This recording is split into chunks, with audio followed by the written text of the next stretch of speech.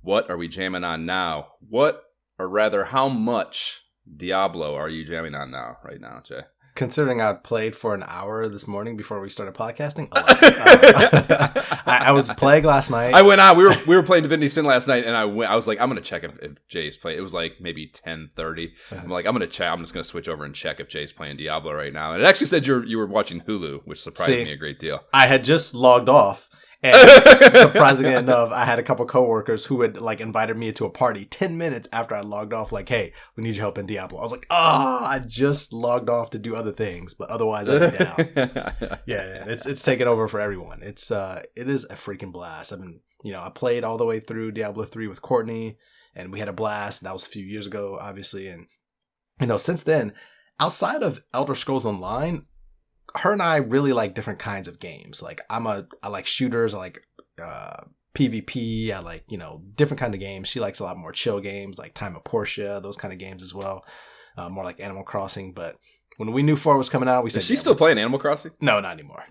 Oh. But those kind of more relaxing type of games. She kind of likes those cozy kind of games. But Diablo 4 is a whole new game, and yeah, having a blast. I'm playing as a sorcerer, which I always have to do. I always have to start with a sorcerer because that's how I know if I like a game or not, because I got to be able to be magical and shoot from a distance.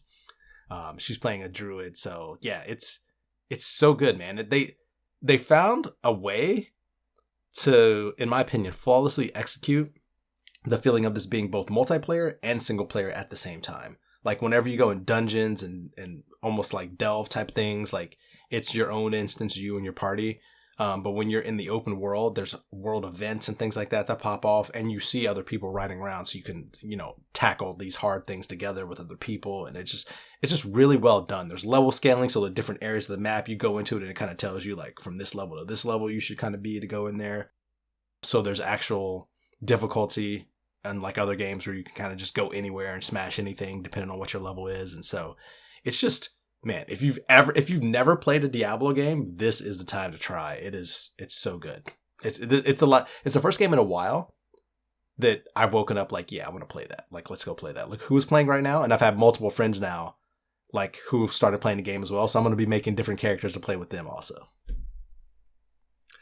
I've seen a few like rating summations and stuff. It seems like the feedback is good. Oh, dude, it's solid. It is solid. It's yeah, I don't even know what else to say about it. Everything's good. The only thing that's weird is like their prices in the shop. Like if you want to buy skins and stuff are pretty high, but with this game, it's not necessary. Like if you play Fortnite or something like that and you only have like the base skin, like you're kind of incentivized, like, hey, go spend money, get a different look that you like. But this game, you get so many, especially if you play on veteran tier or higher, like you get quality drops, and if you salvage them, it unlocks different item looks. So you often have the ability to like change the way you look, and it's just so good, man. It's so good. I can't sing its praises enough, to be honest with you. Yeah. I mean, it's fucking. Is there like, what's different, like, than 3? Yeah, I mean, the story is great. Like, the story has us captivated. Some games, it's just kind of like, whatever, let me get past the story. I just want to smash things and kill things. And obviously, the killing things is fun. But the story is really good. It's expansive. Like, the graphics are amazing. Like, even just the open world level, and every time you go into dungeon stuff, the graphics. I mean, I haven't even seen a screenshot, I don't think.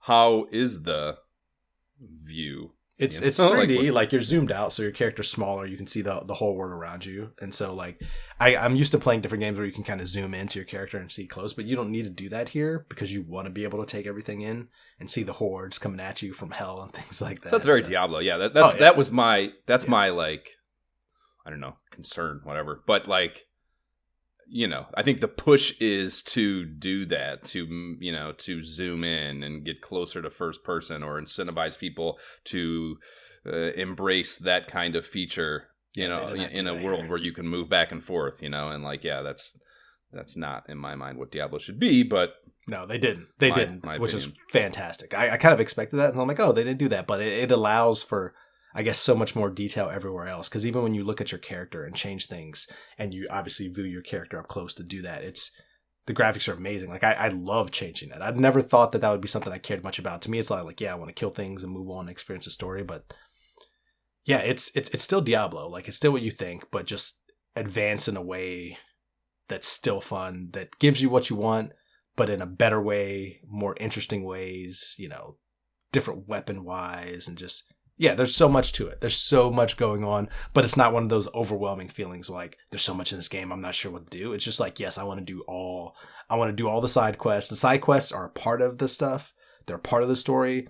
They feel like things that I want to do, not things I just want to skip, like go pick some flowers so I can make this fucking this special drink for my loved rosary. One. Yeah, like so yeah, man, it in every way it's awesome. So if you don't mind killing the hordes of hell and going through that kind of a storyline and just the open world story, that it's for you. So here's the real question, Jay.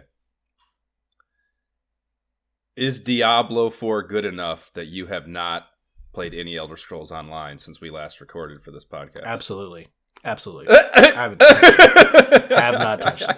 Honestly, I'm finally at the point where I'm going to stop paying for ESO Online. I'm pretty much done. Like they have the new Necrom chapter coming out for ESO, and I know even on the raid team that I play with, there's a couple of buddies of mine who are like, yeah, I'm taking a break until the new Necrom chapter comes out because they're releasing a new class, an Arcanist. But I'm kind of over the storylines there. Like I like the community and all that aspect, but I've done all the dungeons, all the delves, all the freaking vet trials. I'm kind of just over it. So you know that you should. There's probably got to. No, I shouldn't say there. Probably there's of course a way to.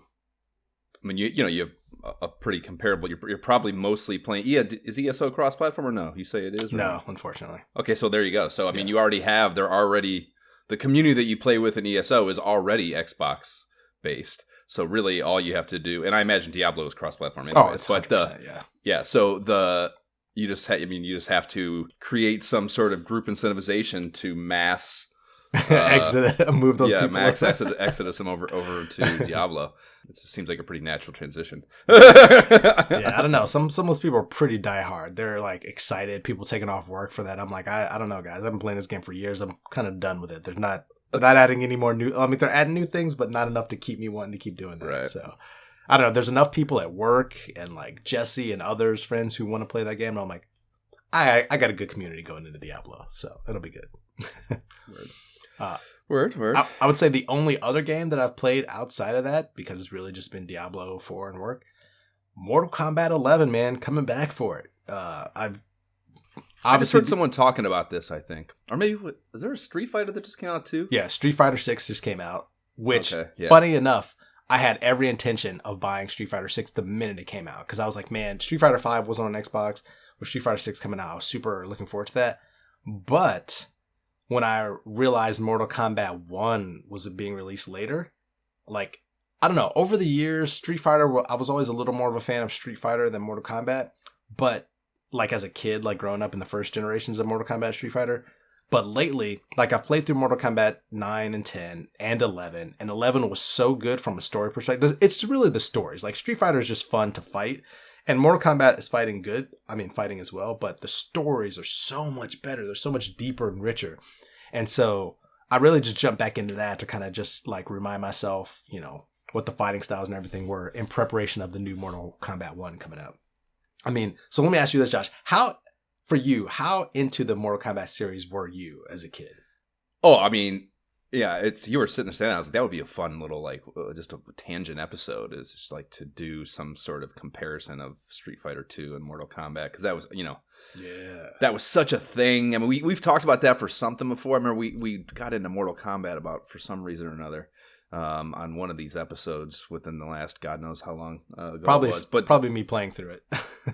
Yeah, that might have been it. Yeah, it could have just been what we're playing now thing. Either way, yeah, I mean, you know, I was a Genesis kid, and I was late to Genesis too, so like me getting a Genesis came real close to that Mortal Kombat thing happening. And yeah, I mean, I was, you know, you fucking know me, I was the same way in a younger version as I'm now, like, you know, fuck you, I want Mortal Kombat. You know, like, give me the blood Street Fighters for bitches. Yeah, I mean, like, for kids. Yeah, so, I mean, yeah, I was all over Mortal Kombat. And yeah, I mean, I agree, like, the lore of Street Fighter, is not nearly as interesting. I also don't think I embraced it as much because I mean I do know there's like I know Guile had like there is some shit going on there that I don't know everything about. So there I don't want to say it doesn't have it, but certainly the story world of Mortal Kombat just inherently lends itself to the shit I'm into. The kind of darker and more like I don't know. Just higher stakes, I guess, really, if you look at it from just like the most basic storytelling perspective. Yep. It's higher stakes. It's about afterlife and like gods and stuff. It just has more going on than just dickheads who are good at kung fu. Right. So just let's go fight. Yeah. Right. Yeah. So yeah, for sure. So yeah, I mean, yeah, I was without question Mortal Kombat aligned. And I mean, I stuck with it. I owned and like knew every fucking thing about and was incredible. I never played in the arcades because that terrified me. I've talked about that before. But at home, I was very good on Genesis with it. And Jab had Street Fighter 2 also, the Championship Edition for Genesis. So we we played both. But I played a lot more Mortal Kombat. And then I think 2, I didn't own it. That was just as I was kind of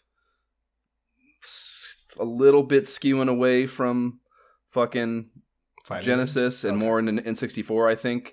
But I do remember playing it. I remember being at a kid's house and we were playing it, and I remember the reptile shit. So yeah, I mean, I was kind of into it. But yeah, I never really got past all said and done, really got past Mortal Kombat 2 as far as like really being into it, So you didn't have you played any of the recent ones? I played any of the modern ones now. Fighting games. I played, I think I ended up playing through like Mortal Kombat 3 and then maybe 4, and then there was a couple I missed, like 5, 6 in there that I just kind of missed, 5, 6, 7, just because of life. And then, I came back in 9, 10, and 11. So good from a story perspective that, like, I'm excited that they're coming out with Mortal Kombat 1, even though... Yeah, you keep saying that. What does that mean? What do you mean? So, despite the numbering... No. Despite the numbering, it is a direct sequel to Mortal Kombat 11. It's a... Like, I don't want to spoil the story, but it does... It involves time and like reversing time and like Liu Kang. I mean, you see it in the commercials. Liu Kang becomes a god and he's like the new god who gets to remake the world because of all the stuff that happened in 11. So Mortal Kombat 1 is kind of like, even though it's numbered 1, it is a sequel to everything that happened in 11. So that's why I'm like, oh, I can't wait for this to come out now. I put buying Street Fighter on the shelf. After buying Diablo, I'm like, Diablo and then Mortal Kombat. I will get the Street Fighter, but like I cannot wait for more Mortal Kombat. And so I had to jump back into 11. Obviously, I played through the stories again, I said, but I really just wanted to jump into the PvP aspect and kind of like get my feet wet there again and see like, all right, when the new one comes out, like how much can I compete with the online people in terms of like actual fighting? So I kind of want to see that. That sounds just, oh God. Dude, it's... Yeah, I feel like I mean, I'm sure it has some level of like, fucking, matching you to the right competition level, but it just sounds like, I mean, again, honestly, what it's doing, it is channeling the feeling of standing on the periphery of an arcade, looking at kids playing Mortal Kombat in a cabinet and going, no, I'm not. Yeah. No, I'm not walking there and put my quarter on that machine. There's no way. Yeah, I mean, the funny thing about it is that you get to kind of adjust your skills and like your loadout, so to speak, for PvP purpose. So you don't get to use every skill. You can't just throw whatever you want in there. There's limitations to kind of balance it out so that you're not really walking in OP. And so I'm interested in kind of digging into that a little more. Because even when I played through 11 the first time, I didn't really do much like PvP online. Like I did a couple casual matches, but that wasn't really my jam. But I kind of missed the feeling of sitting on the couch with my cousins or whoever and playing against them and going to the arcades. Because to me, the arcades was like a big part of it. Like you don't know how you're going to stack up against the people you play against. So it's kind of like, hey, let's see how that goes. So I'm looking forward to that. Yeah, it's you say that, and it's, I mean, I like I said, I clocked that Street Fighter 2, people tweeting it about or something, and like, yeah, I mean, I feel like it has to have changed and evolved so much. Like, I feel like if I sat down and looked at it, I wouldn't even know what I'm looking at. I feel like it's like you mentioned the whatever changing stats or something for multiplayer. Like, I feel like just the whole system of it. Or I wonder, I guess, what the whole system of it has to have become, because I feel like it can't be the simplicity of what it was in 1993. Like, I feel like the fighting genre, I mean, I'm talking about like the way fighting games are carried out. Like, it's been so long since I played one that I really don't know. And I feel like it has to be it has to have evolved. It can't, and that's maybe part of why I haven't engaged in any of it, even for like just fuck around purposes, is because I like that sounds so boring. You know, like the image I have in my mind of a 1993 fighting game, like it just does nothing for me sitting here today. You know, so, but I'm sure that there has been modernizations and changes and whatever that, you know, whatever's make it more interesting. So that's interesting to hear that there is some, you know. Yeah, they definitely found a way to keep that basic, it's a fighting game spirit with also updating and modernizing some things that really make you like stick with it, you know. I mean, do they even, I feel like also, because, you know, the whole thing with Mortal Kombat and Street Fighter 2 of the time, like, you know, remembering those fucking moves, and it's like, I feel like that can't possibly be, like, they can't possibly ask me on an Xbox controller to, like, fucking hold A and fucking swing back from bottom to left and then hit C, or I feel like it can't be like that anymore. It feels like I don't really have trouble hitting the move combinations. Like they're like it. But what really I'm saying is, I feel like they can't even have those anymore. No, it still has. Like, you still have button combinations you got to hit to do stuff for sure. But it's not like there was definitely a point where some of them were getting complex, you know, and you're like, oh man, it's not like that. They even have. And I know Street Fighter implemented a system where it's even simpler. Like you have like basic. I'm going to get the classifications wrong, so somebody can call me on it. But they have like classic controls. Then they have like modern controls, and then there's like an in between, so that you can definitely. Yeah, they've made sure to make it inclusive for everybody, so you can kind of jump in if you're used to like everything classic. You know, every kind of button combination you can come up with. A more limited system where like you only use a few of the buttons and like they're simpler combinations. And yeah, it's they found a way to kind of cut through that, so you can play it any way you want. It's pretty great. Word. Okay. Yeah. But that's it, man. That has been my gaming so far. Diablo, Mortal Kombat 11. What else is there? There's some shit. There's a few things. I've played a few things that are not either of those titles. So. All right. Do tell.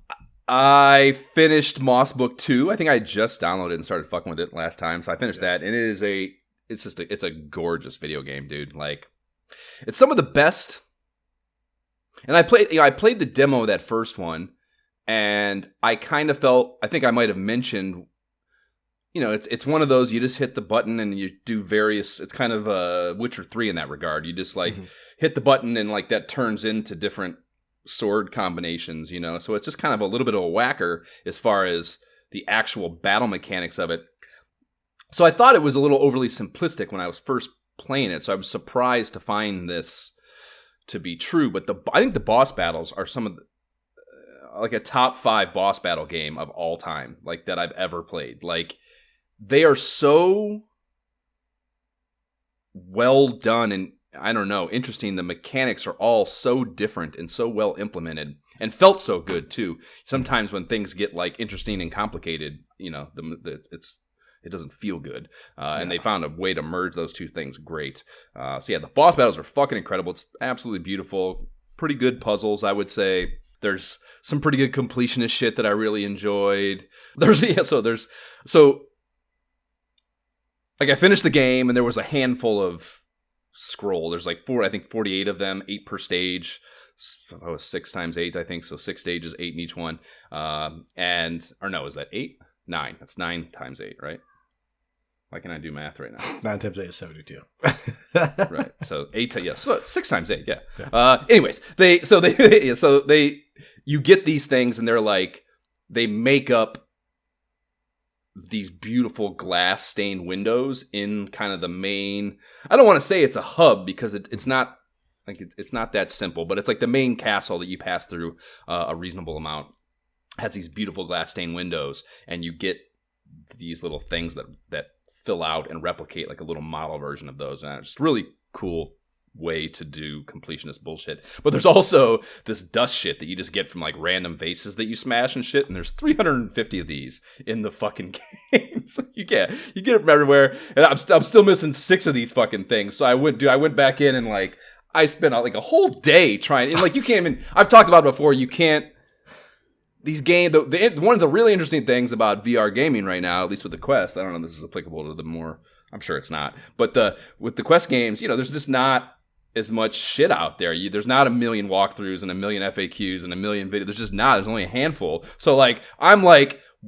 like, I got like a video of a French guy doing a full playthrough, going on my phone, and I'm like, it's not all encompassing, and he's just like kind of showing you where some of the stuff is, and I'm like, I spent all day, and I'm still missing fucking 2 of these things, dude. It was hilarious, man. It was hilarious how frustrated I was. I was like, God damn it, I'm like searching everywhere, and there's just no solution. It's so counterintuitive to how modern everything works, that just every answer is available to you at all times, so it's just so funny to me that, I don't know, it's because it's kind of replicating that, it's like 1990 gaming. Yeah, it's like that 1990 feeling of like, I don't know the answer, man.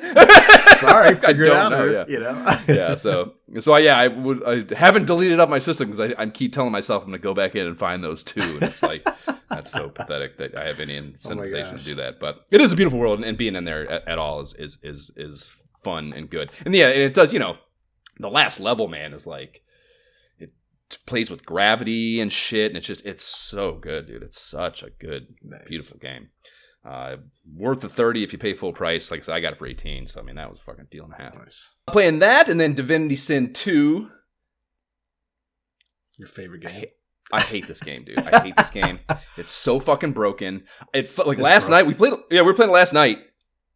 I mean, I've been saying it's like, it's not like broken, but it's like UI things don't always go right. It's not good and clean at all. I fucking hate it. I mentioned, the first one had problems too. It broke ever so long ago, and that's why we had to restart it. So like that had its problems too. I didn't feel, as we were playing through the second time, as strongly about it being broken. But this one, super broke, pissed off all the time. Last night, I'm pretty sure we were in the final boss battle last night, and it fucking, like, this long thing, you kill a couple things, and then some other thing comes, get through all that. It made us get rid of our companion characters, so it's just me and Amy, and she dies. I have this thing down to like, all its armor's off, a third of life maybe. I have about a half life bar.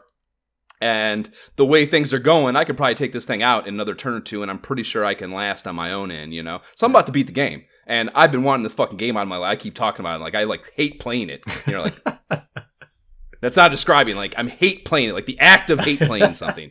Not I hate playing it, although I do hate playing it. Anyways, I'm that close to beating this fucking thing and having it on my life. And the character I'm playing as this undead character, and he's got this, like, one of his core base skills you get at the very beginning of the game is he can play dead, and it's actually pretty cool. You just like flop down and like you're playing dead, but you don't leave. You're not out of the battle when you do that at any point. I've used this thing a million times. You're not out of the battle. You're still in the battle.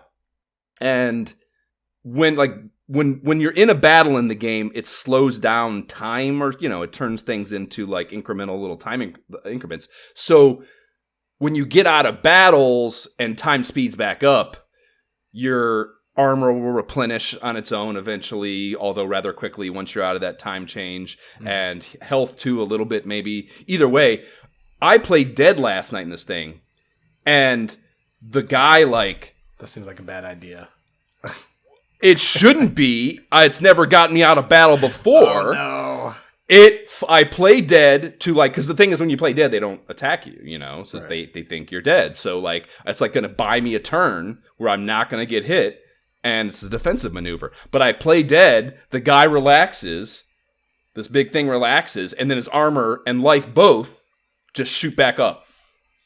And then the battle restarts once because the play dead thing is like a timed thing if you're not in battle as opposed to turns. So I play dead, he relaxes, a second or 2 goes by, all his shit flies back up, my armor goes up but not my life, and then the battle starts back up, and it's just like I start back again anew with him, and I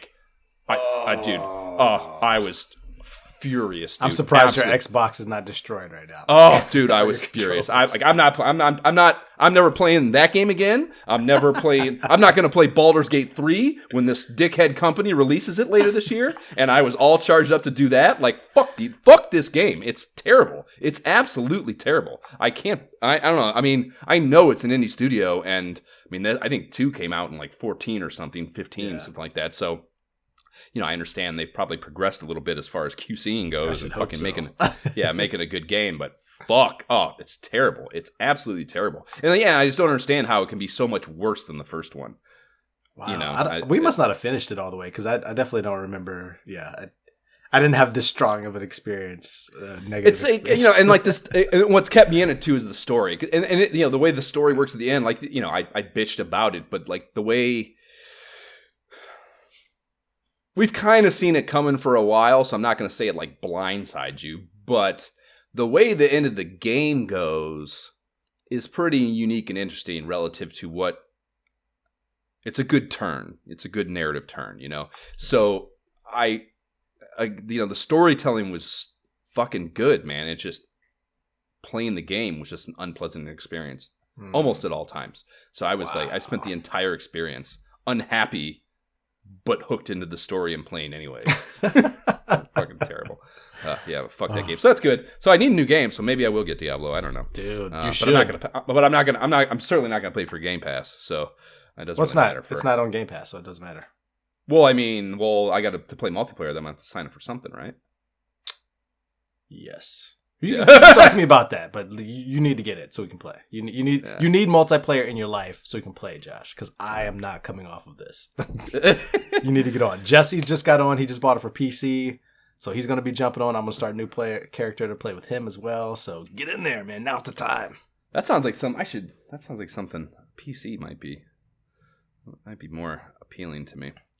Whatever. So the other thing, a big thing I found. So Legend of Doom. We talked about this when we were playing the side quest, dude. But like, I just stumbled across this. So I was playing.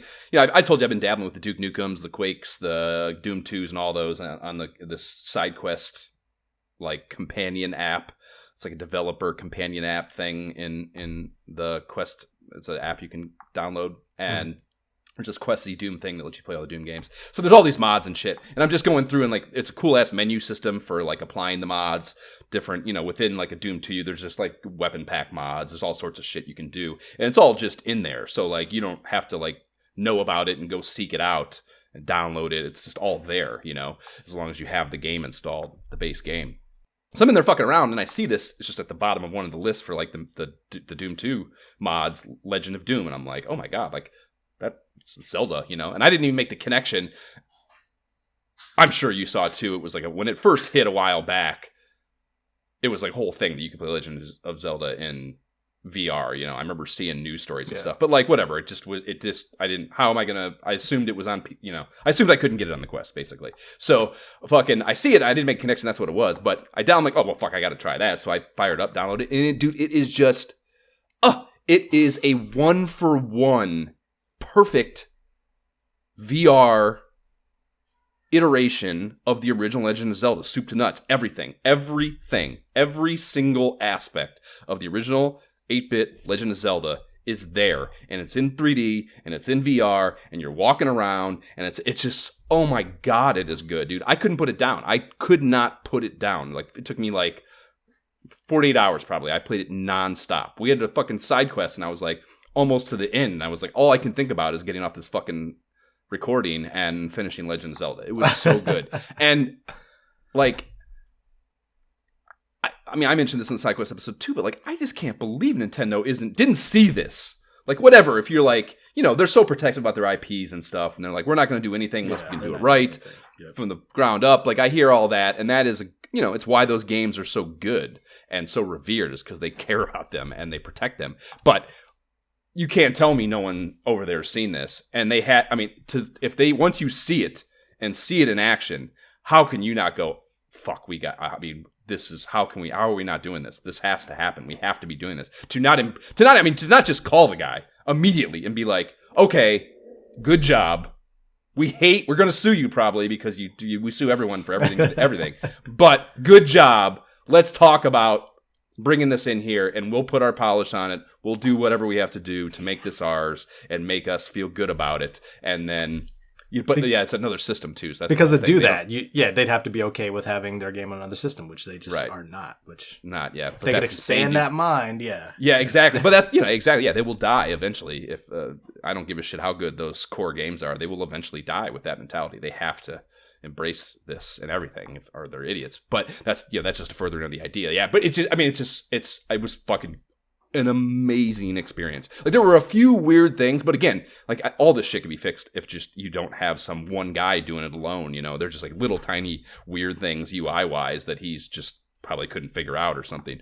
But I mean, like, yeah, you go into the dungeons and like those first rooms you walk in and like all the statues are there and like, you know, just they're just crude for 4 pieces of the sprite on a block, you know, like same thing with, not actually a little different than the Resident Evil problem, but it's same concept, basically just a VR, a 3D solution for a flat sprite problem, you know. Right. But so, you know, that stuff's there, but even like it does not kill the immersion at all. And like, I just couldn't believe how, you know, the boss battles, you walk into those rooms and like just seeing that world that has been ingrained in our minds in a certain way for 30 something years in a VR space and have it all physically there in front of you to interact with.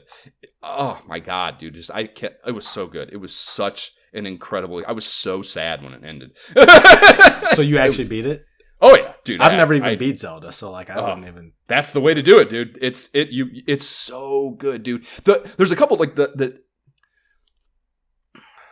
and I don't know, I want to know, they got to be intentional. He's got to know the shit's there. These like main parts of the game. But like there were like the secrets are weird, and that game is full of like bombing, and like it's probably a conscious decision, like the kind of just random bombing of walls and the random burning of bushes and stuff. That's like a joke in the LOZ vernacular, you know. Yeah.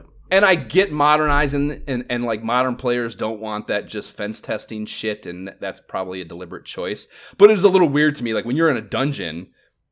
And like, you know, it's on the Doom engine too, so that's really interesting because it's like it uses the Doom mapping UI and feature to map the dungeons and the overworld as you play, you know. So it's just, you can have the map up, and like that's an amazing modernization thing too, to be going through the dungeon instead of having to look at like this shitty little map in the corner. You like pulling up a real map that you can move on real time and you see your guy and shit, you know. But nice. You can see the walls that you should bomb on the overworld and in dungeons before you bomb them. And I think it defeats the purpose to some degree. I don't know. It didn't, I still had a blast and couldn't put it down, but like, I don't know. It felt a little lame to me because, you know, part of it is resource management. And he tweaked that too. You get like, you start with more bombs than you could start in the original thing. Okay. Nice. And then when you get the bomb, when you buy the bomb increases from there's a couple of old men in dungeons that you can buy bomb inventory max increase, like a bomb bag basically, to increase that. And like those numbers go away. It went in the original game, it went 8, 12, 16. You start with like fucking, I don't know, 16 or something to begin with, and like the expansions take it up to, I don't even know. I didn't even get the second one because who the fuck needs that many bombs, you know? Especially when you know where all the walls are. But that's the whole thing. Like that inventory resource management is a lot of what makes Legend of Zelda, the original, a little difficult because you can't just bomb every wall. And the later dungeons, you need to bomb walls to even advance in the dungeon at all. It's not even for secrets and benefits and stuff. It's like part of the regular progression is bombing, you know? So like going in, going out and getting more bombs, and like that's a little bit of the game that this takes away. But again, that's kind of just run around, and I get taken that out of modern Maybe that's games. quality of life improvement. You know? Yeah, that's what I'll file that under. For sure. Yeah, it was just so good. So such an incredible experience. I can't believe I just stumbled on it. I think I saw in there, I got to check it out too. I think there's a Castlevania one in there too. And that, I mean, I don't know, again, like trying to like, you know, opening that up for the first time, I'm like, how are they even going to do this? How is it going to feel and be good, you know? But just, it's so good. And like, you know, Doom, like your swords you're no longer on those just axes, of course, you know, you're in a 3D space. So like your sword shooting and shit, you can like use the pointer and shoot at shit in the sky. You know, it feels like a comfy old blanket, but a brand new one, you know, it's just so good. So good. So fascinating indeed. Yeah. Okay. I would love to see it built on like the Quake engine instead, because Doom has limitations, doesn't have a Z-axis, you know, so like as far as your actual movement goes, I mean, like I said, you can fire up and stuff, but I would just love to see more of these and on slightly more modern 3D engines, you know, that give you a little more. That's the thing, that, yeah, like, so you played it enough to know, so those in the dungeons where you get the items, you know, on NES, it's just like those two white ladders, and you go down into the black room and then have to go up again to where the thing is, and they would put a few bats in there that could move through the walls and stuff. So like the first time I go into one of these, I'm like, what are they going to do? Like it's going to like that. What is the representation they're going to use in a 3D space of that? Because that, I don't know, that I've never been able to visualize what that was supposed to be in a real 3D space, you know? Yeah. And you go in and it's like this fucking long stairwell down, and then you have to come back up this stairwell and you go into this huge room, and it's just full of bats in there. And that was just a perfect example of like, it finally painted a real picture in my mind of something that for 30 plus years was just weird. An abstract video game concept. Yeah, you know what I mean? Yeah. And just so many things like that. Like going into the caves where the things you buy are, and the guys that give you the jewels and stuff, you know, just so fucking cool. You go down there and the guy's sitting there and fucking, you know, you have to walk up to him. He's got the flames on each side of him. It's just all just so much richer of an experience, you know, of a story world that everyone already reveres, you know. So right. Seeing it and experiencing it that way, so much better, dude. So fucking good. Another thing after I finished Moss, I downloaded this game called A Night in the Attic. And this is a really cool game. It's $10 on the store, so amazing value, very small developer studio. What the fuck was it called? Key? Doesn't matter, whatever. Small studio. And so it's like, do you remember those Labyrinth marble games? It had the 2 dials. It's like a little wooden board, and it has 2 dials on each side of it, and you would have a little steel ball that by turning the dials and tilting. Yeah, so those. So it's that mechanic, and like this is a perfect example of like I've talked about how like VR like will give you things you didn't even know you could possibly want, and like so it takes that idea, and it puts what looks like a semi-normal, it's a little bit kind of, you know, it's not perfectly contour and everything. It's a little bit of rigidity game board feel to it. Mm-hmm. But, trees, it's like overworld, like, you know, a beautiful forest you're going through. And you have this little character, it's Guinevere. So it's the Lancelot, Guinevere, a knight round table story world. Mm-hmm. And you're playing Guinevere. And she is essentially the marble. And you have to use...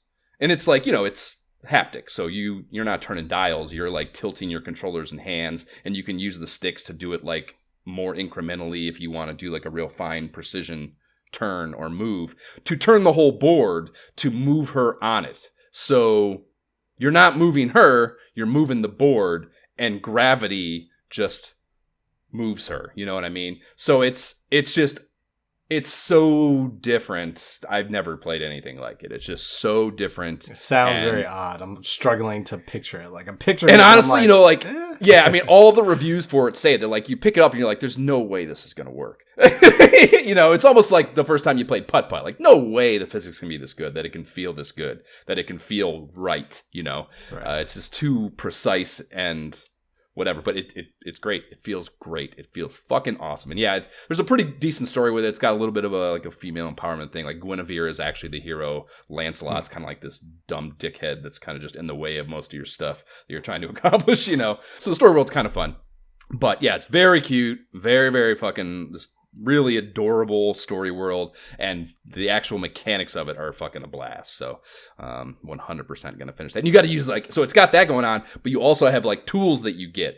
So like one of the main progression things is you have to find these lightning bugs, and then you have this jar that you like you find them on the board, and they fly up into the actual space. Like you're playing in your grandma's attic. Like you're a player in your grandma's attic playing with this thing. So you're in an attic, and like the thing the lightning bug flies up off the board, and you have to grab the jar over sitting on the little table in front of you, and like catch the lightning bug with this jar.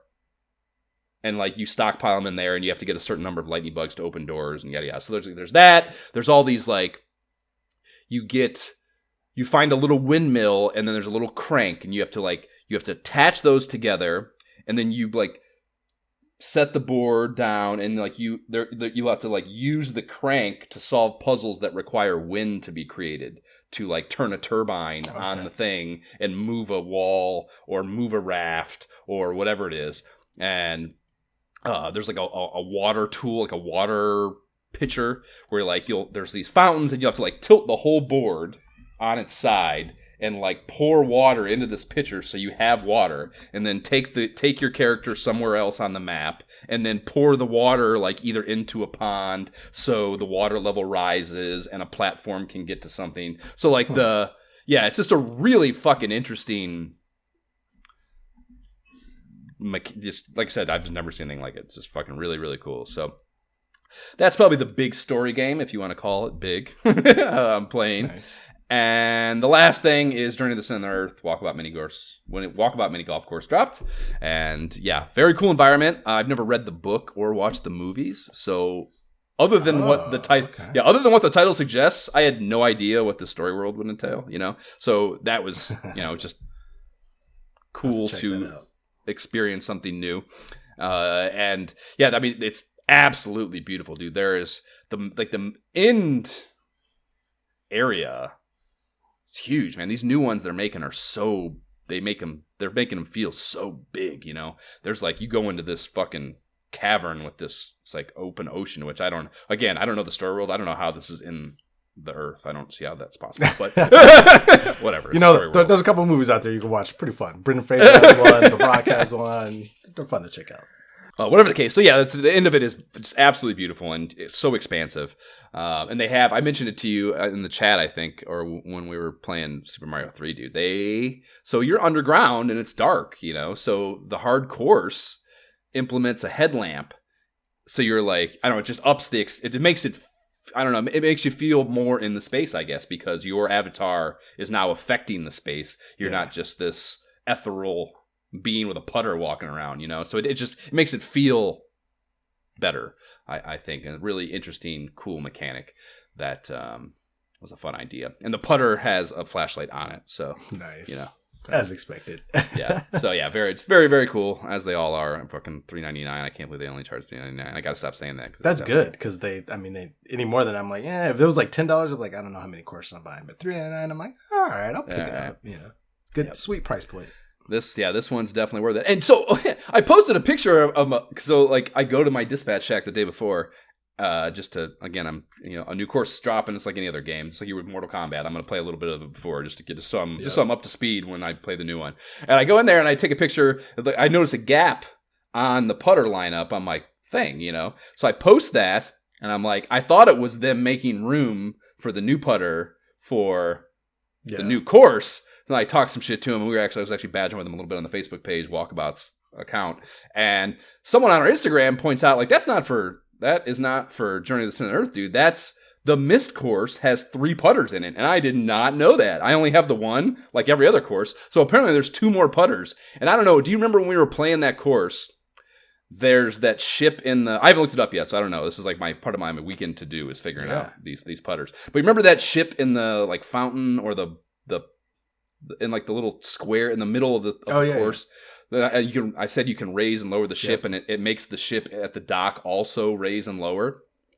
And I was like, that's gotta... There's just no way that's just like an empty mechanic. There's got it. So it's my guess is it has something to do with that, and there's another one, and I'm guessing it's maybe that ball that I showed you back by the pillars. Remember, there's that ball back there, and I was like, I don't know what the fuck this is either, Yeah. So I don't know. I just can't, it's such a otherwise rigid, like, system as far as like you do the 12 fucking clues and then you get the putter. Like what I don't like, I'm just so blown away that like there's some aspect of the game hidden secrets you never even knew. The superfan Josh is like at a loss, ladies and gentlemen. And it's so cool that it's the Mist course. That makes sense because Mist is such a, I told you when we were playing, like that game is such a mind fuck, so really, really cool to me. So might have to jump back into that. Might have to jump back in myself. Dude, you talking reminded me, since it's been a while since we recorded our last side quest, there's another game I played that I completely never talked about. Did we talk about Minecraft Legends? Like, have we talked about that? Dude, so... Legends, I don't know. We did talk about Minecraft semi-recently. Right, but Legends, dude, I don't know if it was Legends. Yeah, so Legends came out a couple months ago, and it's like... The problem, and I hesitate to even bring it up because I'm like, I don't know how to describe it. I feel like that's the main problem. It's like a real-time strategy game combined with like a castle tower defense type of game. And it's accessible in that like I play it with my 8-year-old. You know what I mean? It's like, it seems like that's like the sweet spot because me and him can go it's like very different from every Minecraft game. You're not like, it's in the Minecraft world, all of that, like scenery and everything. So do you know Rampart? Rampart? No, I've heard that name, but I don't know. It was a really good SNES game, actually. Like one of the early SNES titles that was really good. My boy AGV had that when we were in high school. It sounds like, I mean, that's a tower defense game that's really fucking cool. And you like in between, you build your castle to start, and you put cannons, and they have to be inside your castle walls. And it's just a top-down view, like very basic, almost board game, like risky kind of. And then so you play a turn, it goes live for like 30 or 45 seconds, and whether it's another player or a computer, you just like bomb each other's shit and like blow up their walls. And then you get like in between the next round of battle, you get like a timed amount of time and a certain number of like how much shit you blow up fuels how many like castle building tiles you get to then repair and expand your castle to get more cannons to attack more in the next round, you know. So it's really, really fun, addictive mechanic. And is that kind of the idea? It's kind of, but it's a little different. I will say I haven't done the PvP part. I know there's like a PvP part, which sounds a little more like that, where you'd kind of, you know, build up your castle kind of thing. But in this one, like in the main adventure mode, I guess, there's an open map world, and there's these different towns and things of Minecraft characters that you go, and like the piglins are the bad guys. So like there's this whole story behind them, and they're invading towns and creating their own strongholds, and you basically have to go to these towns and really like defend them. And like it's hard to explain, but like you have these followers that you create. There's like, they're music notes. They're based off of music. So like they're tunes you create, but they're followers. It's weird. That's to me, that's the central problem is describing it. But at any rate, you have these followers that you use to help defend these towns, and you're building walls and like things to help defend them and fighting the bad guys. And then at night, so it's definitely time based. So like you do a tower, you get like rewards. You can like upgrading the things that you can build with and defend with, and you still have to go gather resources like you would in Minecraft to help do those things. But then it'll tell you like, hey, the piglins are gathering their attack, be ready to like, help defend this stronghold way out west. So you're like, all right, I gotta like a certain amount of time to get there and get things going and be ready for the defense. And it's a lot of fun. It combines aspects of Minecraft with that real-time strategy with like a whole musical aspect to it. It really just combines various different things. And I'm fascinated about the PvP part because it sounds like what you were talking about. But to me, that's such a fun game to play with my son that I don't know that I want to play it like PvP kind of by myself type of thing. But it's a fun game. Like if you want like a less, I don't know. Again, it's hard to describe. But if you like those kind of games, sometimes the best thing is like I said with the fucking Night in the Attic thing. It's like weird. I can tell you what that game is. Fun. Yeah. No, yeah, I've said before. I'm in Minecraft. I know it would be just a fucking right off. So yeah, not a good plan. Word. Okay. Well, the only thing I have is the Quest 3 getting announced, and it's $4.99 with target drop it this fall, and I'm of course fucking in.